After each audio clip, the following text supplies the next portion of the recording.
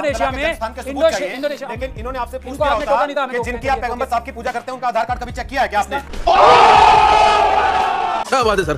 ये जो आपके महापुरुष आए थे बाबर, जिन्होंने डकैती करके वहां पे बताया जाता है कि बनाली मस्जिद, वो आरएसएस से सांठगांठ करके आए थे क्या? एक महाराणा सांगा थे, बहुत ही बहादुर व्यक्ति थे इतिहास में। मैं उस इतिहास में सबसे बहादुर उनको मानता हूँ, महाराणा प्रताप सिंह ज़्यादा। चुप कर कुत्ते। उन्होंने बाबर जी को बुलाया था। तो आरएसएस के थे महाराणा सांगा आपके हिसाब से? बाबर जी, वो आरएसएस के थे। सर मेरा नमन है प्रभु, आपके चरण कहाँ है सर? आइए देखते हैं, मजा आएगा। पिक्चर चालू करो बे। चलो चलो चलो। और डिस्प्यूट चल रहा है अभी जगह का, राम के अस्तित्व का डिस्प्यूट चल ही नहीं रहा है, इनको लाना है। तो रुको जरा, सबर करो, क्योंकि वही इनको वोट और नोट दिलवा सकते हैं। लेकिन ये तथ्य तो आपके वकील ने रखा है। फिर वही आप बात ये बात तो आपके वकील ने कही है। फिर हमारे राम तो कहानी की किताब में थे, कविता की किताब में थे। हमारे वकील ने नहीं की। फिर मैं आपको एक बार क्लैरिफाई कर दूं, आप ही की तरफ से कही गई है सर। फिर हमारी आप फिर चेक करा लें उसको। मैं चेक करा के बोल रहा हूँ, आपने खुद ही बताया मुझे। चलिए मेरी जानकारी भूल जाइए। सुन्नी वक्फ बोर्ड की तरफ से पेश हुए थे।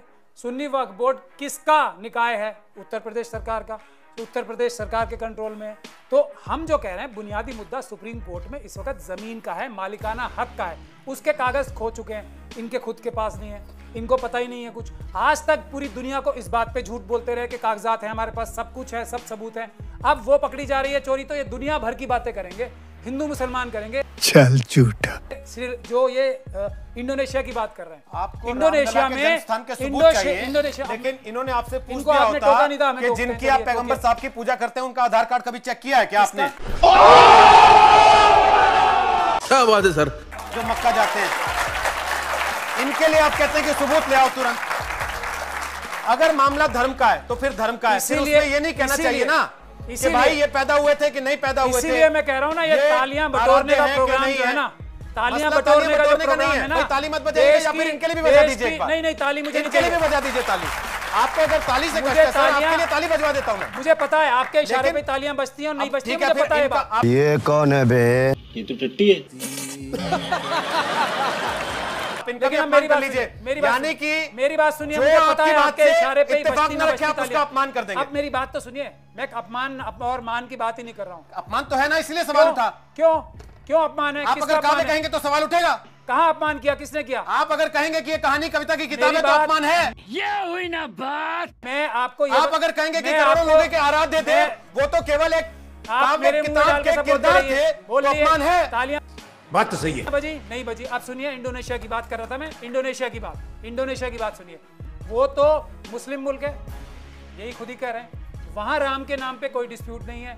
क्यों? क्योंकि वहां आरएसएस जैसी संस्था नहीं है। ये है बुनियादी बात। कौन है? जिसके बारे में ये नहीं बोलेंगे। हर एक अच्छी चीज के नाम पे, अच्छी जो सबके लिए रिस्पेक्टेड है, उसमें कंट्रोवर्सी क्रिएट करती है तो आरएसएस और लड़ाई कराती है। अभी सिर्फ मुद्दा हो रहा है अभी मुद्दा सिर्फ हो रहा है लैंड की ओनरशिप का। क्यों राम का नाम बीच में लाते हैं? मुझे एक बात पूछनी पड़ेगी, चाहिए। ये जो आपके महापुरुष आए थे बाबर, जिन्होंने डकैती करके वहां पे बताया जाता है कि बनाली मस्जिद, वो